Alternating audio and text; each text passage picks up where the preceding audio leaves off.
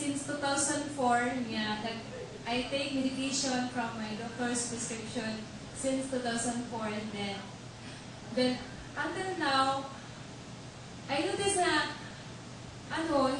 hindi siya gumaling. Hindi na gumaling siya, lumalaki siya. At saka,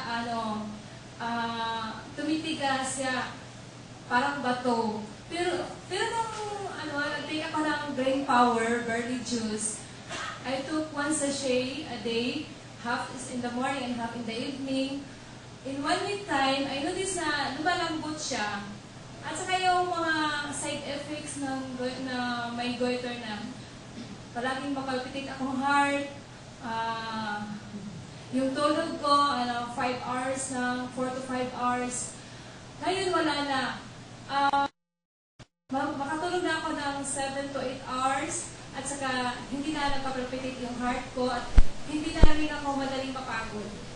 And so, I'm very thankful sa Diyos, at sa Hinudi, at sa friends,